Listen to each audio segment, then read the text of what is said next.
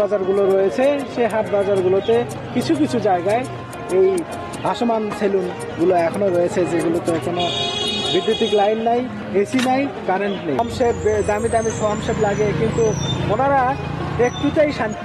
একটা সামান্য একটা চেয়ারে বসে, আর সামনে একটা শুধু একটা দেখেন একটা গ্লাস আর কিছু ম্যাটেরিয়াল।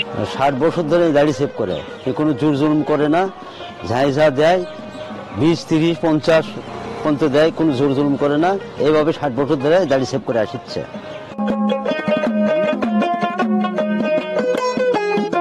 আমি এখানে 60 বছর মতন হলে আমি কাজ করি।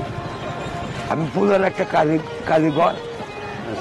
আমি পাকিস্তান থাকতে আমি এই ব্যবসা করি বহুদিন থেকে।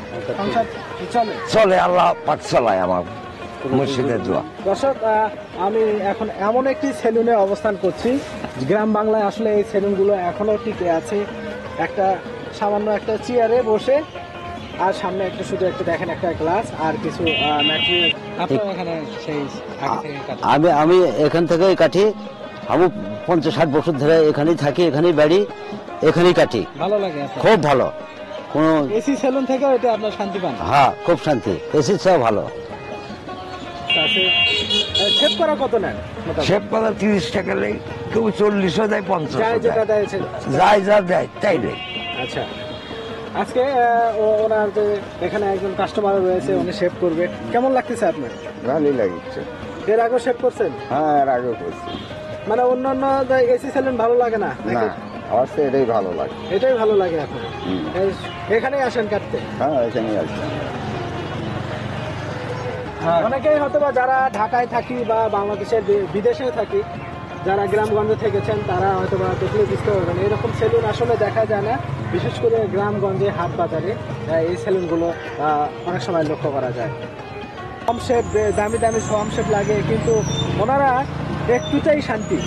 হ্যাঁ, খোলামেলা গাছের নিচে একটা পলিথিনের ছাউনি করে উনি সেলুন বানিয়েছে, এখানে শেভ করে উনি পরম শান্তি পাচ্ছেন এখানে। অনেক শান্তি পাওয়া যাচ্ছে। দুয়া মার্কেটে অনেক শান্তি।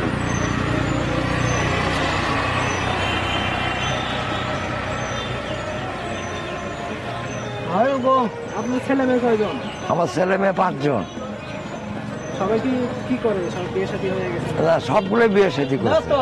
এখন আর কোন ছেলেপেলে আমার খালি মহাস্থানরা বিয়ে হলে পর্যন্ত, সিরাজগঞ্জ পর্যন্ত, ঢাকা পর্যন্ত লোক আমাকে চেনে, বহু লোক আমাকে চেনে। আল্লাহ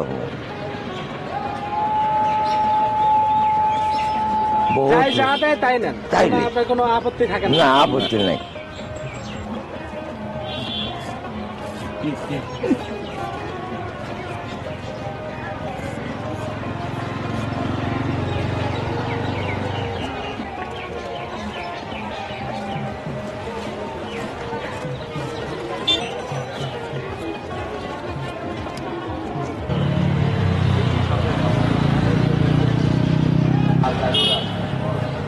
চুল কাটা কত নেন? চুল কাটা উনকে কেউ 60, 70, 80, 50, 40, 20, 30 যা মনে আছে এমনি করে এমনি করে দেওয়া লাগে। আরে পাগলাকে এমনি করে দেওয়া লাগে। যাই কেউ আসে যদি টাকা নেয় তাও করে যথেষ্ট ভালো। আল্লাহ কয় ভালোই। দেখেন, অনেক খোলা মাঠে একটা পাতলা একটা পলিথিনের নিচে একটা সেলুন বানিয়েছে। এখানেই উনি চুল দাড়ি কেটে যে শান্তি পাচ্ছে। আমরা অনেকেই থাকি যারা বড় বড় ঢাকা, গুলশান, বনানীতে 1000, 2000 টাকা দিয়ে দাড়ি কেটেও মনে হয় ওই শান্তিটা পায় না। কি? হ্যাঁ, ঠিকই বলছেন। 30 টাকায় যে শান্তি। হ্যাঁ, 30 টাকার শান্তি বেশি।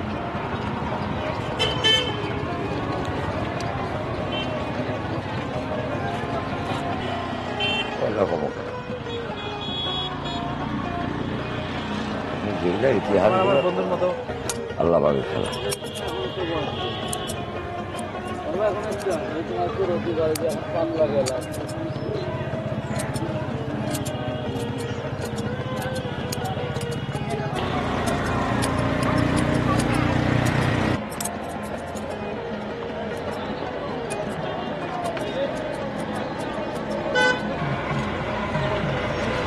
এটাকে কি বলে? এটা ফিটকে যায় না, ফিটকারি দিতে হয়?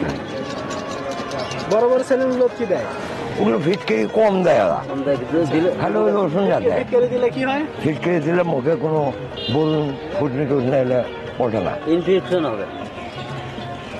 এটা কাজ করে। আর এই জিনিসটা এটা রসুন, এটা আচ্ছা, এটা দিলে কি হয়? এটা দিলে মুখ ওই রকমই কাজ করে। এরা ধরে চুম চুম করে ধরে। কি আরাম লাগে নাকি এটা দিলে? হ্যাঁ হ্যাঁ আরো